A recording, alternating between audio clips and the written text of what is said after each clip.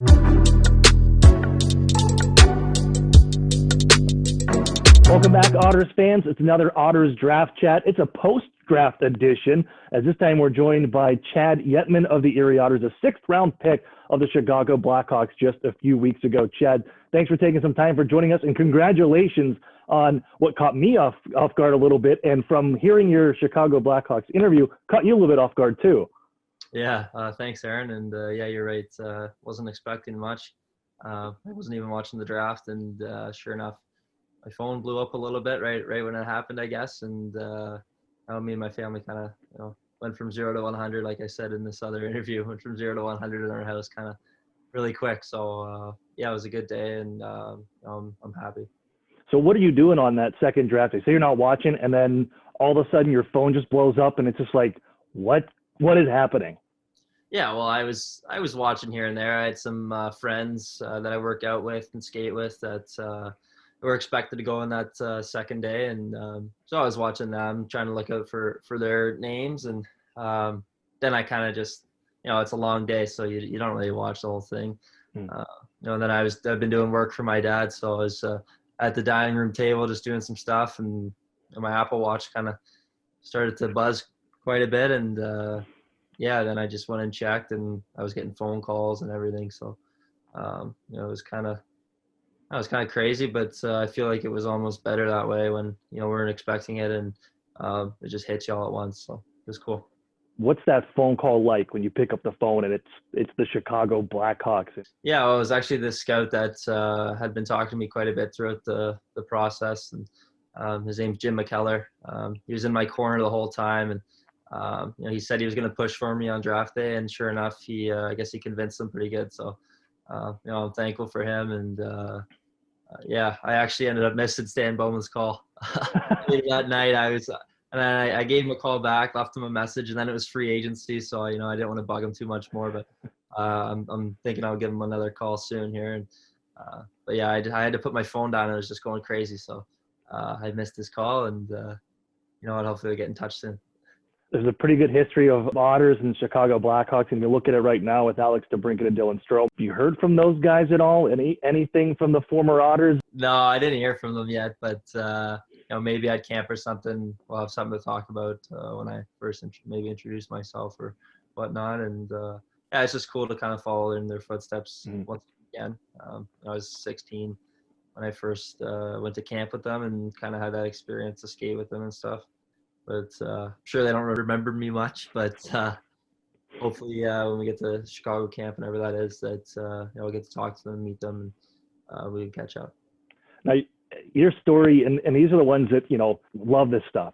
10th round pick in the OHL draft. You go undrafted 2 years, you go to a couple camps. All this hard work goes into it. What is that feeling of accomplishment like for you, having that day and being drafted? You go through all this time and this work, and you always wonder, are you doing enough? And if you're working hard enough, you believe in yourself, but you never know, if what you believe in is actually true in other people's eyes, and things like that. So I feel like just now knowing that I feel like I've put in that much work.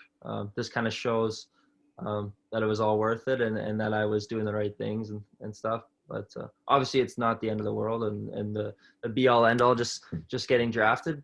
Obviously, I got to do a lot more work still, and in order to reach my goal. But it's just cool to know that all this time that I've put in has actually somewhat paid off, and I've been recognized for it. So that's cool for me. When you talk about those lessons you've learned, what do you take with that now as a leader on this group? And for the Otters, expecting a very big jump for the team next year, but what can you now teach these guys and contribute to the Otters way that's talked about so much, and handing these lessons down to the guys that will be taking over here in the next couple of years?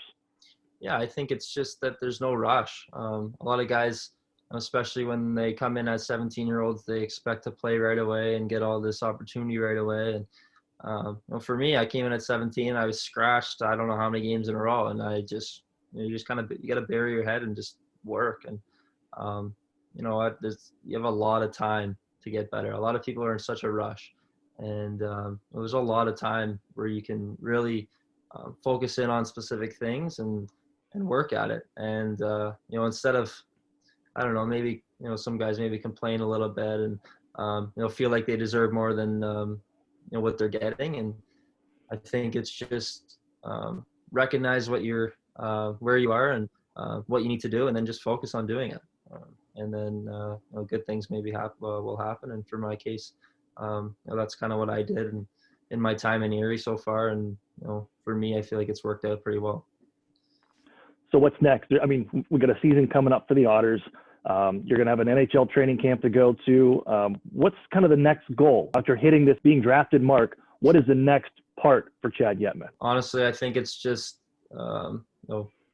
being part of a winning team in Erie and help lead that team and be successful. That's what I've been working towards my whole time in Erie. I don't, obviously you work for yourself, but you also work for the boys in the group, like the group around you. So, I put in 3 years of work, and the end goal is a championship, and that's all I've been working for, and that's what I got my eyes set on, and I know all the other guys do as well. So for me, the next goal is to just be a leader on a winning team and give ourselves an opportunity to maybe put ourselves in a position to win, and that's my goal right now. Let's stick here with the Otters and look at next season. Obviously, you had a breakout year last year, doubling your goal production and even improving points by another 20 the way you did. What have you worked on this offseason to get better, to have you ready to be this leader on a winning team? I think just getting a little quicker. That's something that a lot of people have stressed on me the last couple of years with maybe my coaches. And even when I went to Detroit's camp last year, that's kind of one of the things they said, just work on your first 3 steps, because I feel like I'm a pretty good skater, but that's just the one area where it's like if I had that extra quick explosiveness, I can really separate myself. And that's something that I've noticed I've been getting better at and also been working at. And then also just being all around stronger and smarter and things like that.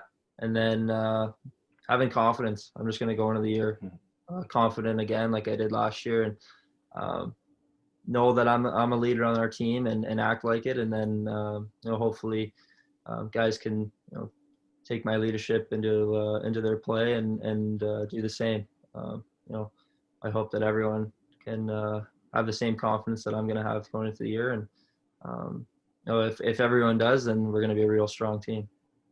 Now, you came into the league the same time, same draft with Max Golod.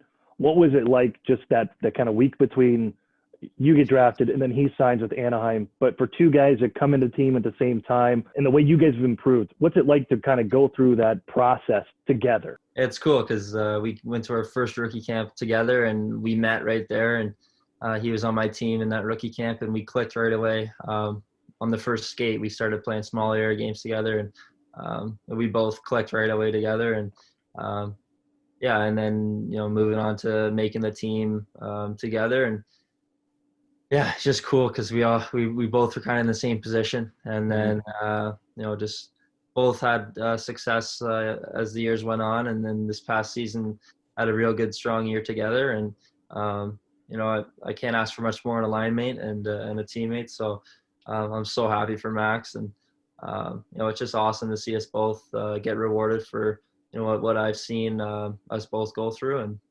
it's just great. I'm super proud of him. My last one for you. You're going into your 4th year. A lot of returning guys from last year. What can this Otters team accomplish next season?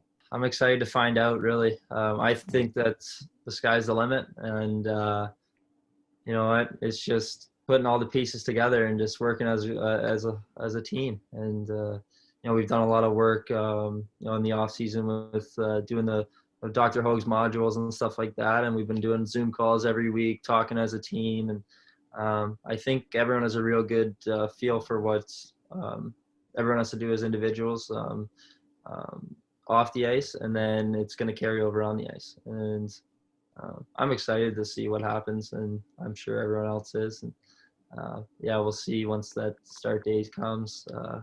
We'll see what happens. I know Erie's thrilled to see you guys back on the ice hopefully very, very soon. Chad, congratulations again. Thanks for catching up with me, and best of luck here moving forward. Hopefully we're seeing you on the ice at the Erie Insurance Arena soon.